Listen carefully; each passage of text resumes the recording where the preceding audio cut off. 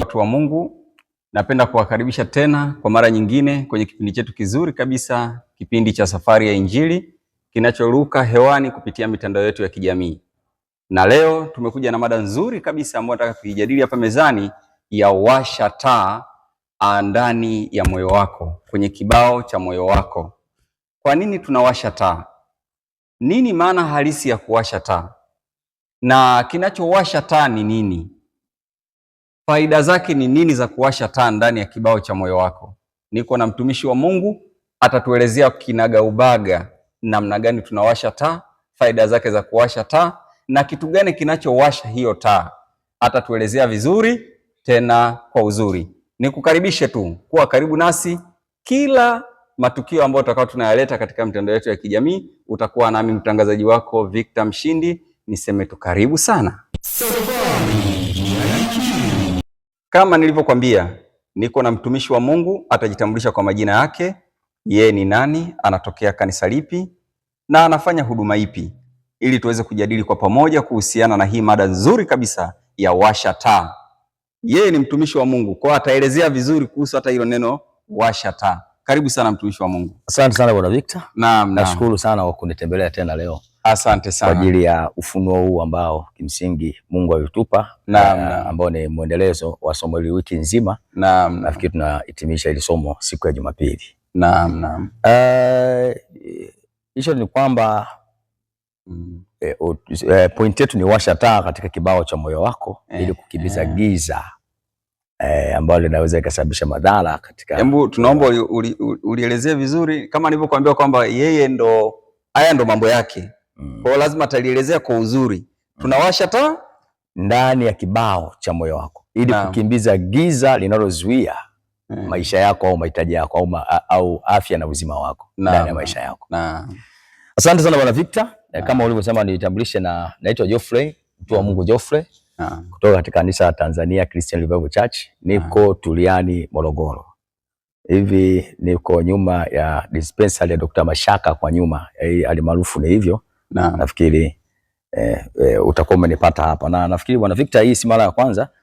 Huwa unanitembelea mara kwa mara, na nimefurahi tena leo kuwa pamoja na wewe katika kipindi hiki. Amina. Ufunuo huu wa washa taa, kabla sijaenda kwa undani sana kule, nianze kusema Mungu aliyetuumba na akupe usikivu katika roho ili hili neno ambalo ninakufundisha ama nashia na wewe msikilizaji wangu lifanyike baraka na lifanyike uzima katika maisha yenu.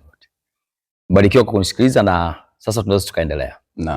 Katika maisha halisi tu ya kawaida ya mwanadamu, kuna kitu kinaitwa foundation, msingi.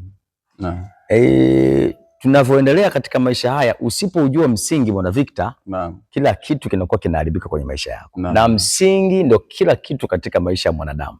Chochote unachoweza kukifanya, iwe kwenye pumzi ya uhai ulionayo, iwe kwenye business, maana yake ni biashara, ama kwenye maisha ya kilimo, ama maisha ya mifugo, maisha yote yale, kitu kizuri na kitakachoweza kukupa mbele yako ya kudumu ni msingi unaojenga. Msingi. Ukikosea msingi, maana yake uwezi kufika mahali popote pale. Na kuna Kiswahili cha wahenga sema msingi usipokamilika, nyumba inaweza kuanguka ni muda wote. Ni muda wote inaweza kaanguka. Sasa hata katika maisha ya kiroho ambayo sisi kina Geoffrey, Mungu ametupa neema kama watumishi wake, ambacho tumepewa kuwaelezea watu wajue msingi kwanza.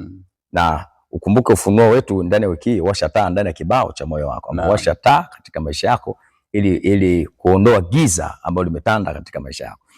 Kwa jinsi hiyo basi, Mkristo unayenisikiliza, na sio tu Mkristo, hata kama uko ni Muislamu, bahati nzuri mimi sio mtumishi wa Mungu wa Kristo tu, ni kwa watu wote unaonisikiliza. Ukitaka kufanikiwa jambo lako lolote lile katika maisha yako, tambua kwanza msingi wako ni nini wa maisha.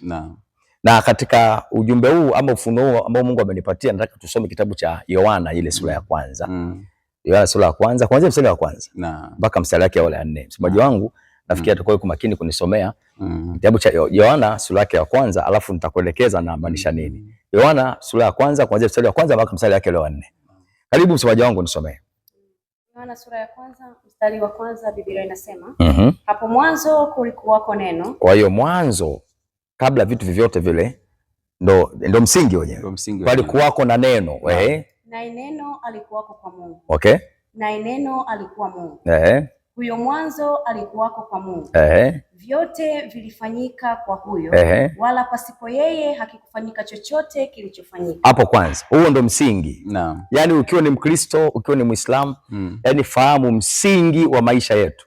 Na hakuna kitu duniani ambacho kinaweza kikafanyika na ukafanikiwa kwacho nje ya neno la Mungu. Na yeye amesema hapo mwanzo palikuwako na neno. Na huyo neno alikuwa kwa Mungu. Na hiyo neno alikuwa ni Mungu. Sasa anayeweza kutupa mwangaza sisi wa maisha yetu, yeye ndio mwenye hili neno.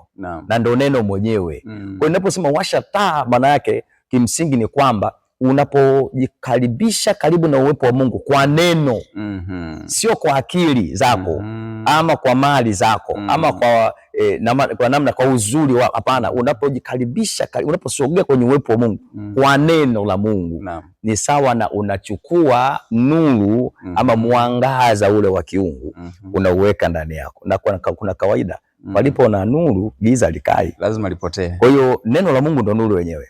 Ninapozungumza washa taa, unajua katika ulimwengu watu wengi wamejichanganya, wamejisahau. Hawako makini kabisa na neno la Mungu. Wanaingia kwenye matatizo makubwa kwa kukosa neno. Na hata sisi wengine tunaitwa mitume na manabii, watumishi wa Mungu, watu wengi tumefikia hatua, kuna wengine washirika wengine wametokea kuharibika hata kwenye mind zao, kwenye akili zao, kwa sababu hawataki kujua msingi wa neno la Mungu katika maisha yao. Wanataka mihemko. Kwa sababu tumesikia yaani wao hawako deep kwenye neno, wanatafuta vile vinavyoonekana. Sawa, si dhambi na sio mbaya, kwa sababu hata Mungu asema tutajulikana kwa kazi. Maana kazi zinazoonyesha kwenye macho yao zitakazo watambulisha. Lakini pamoja tunajulikana kwa kazi, wewe ambao unatafuta hiyo kazi kuiona, usiangalie mtazamo wa nje, angalia katika neno. Katika neno. Kwa hiyo akiendelea kusoma msomaji wangu pale mbele anajaribu kuweka wazi huyu ambaye ametuma ndo msingi wetu. Kwa hiyo mwanadamu asipojua ametoka wapi na msingi wa maisha yake hapa duniani ni nini, na baada ya haya maisha nini kinachotokea, hata ufanyaje uweze kufanikiwa, Bwana Victor. Kwa hiyo lazima tujue kwanza, naposema washa taa, maana yake hakikisha umetafuta yule aliyekupa kuishi katika ulimwengu. Na anapatikanaje? Anapatikana kwa kustadi. Tuliza akili yako, chambua maandiko.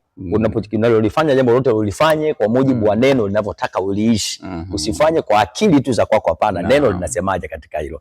Labda tuendelee kusoma kidogo, usikilize hiyo point ya pili. Kwa maana yake neno ndio muongozo wa Mkristo. Ndio muongozo wenyewe wa Mkristo. Na unapozungumza taa, taa ni neno lenye uhai, pumzi ya uhai ya Mungu mwenyewe. Kwa hiyo neno la Mungu ndio taa yenyewe. Sikiliza anaposema.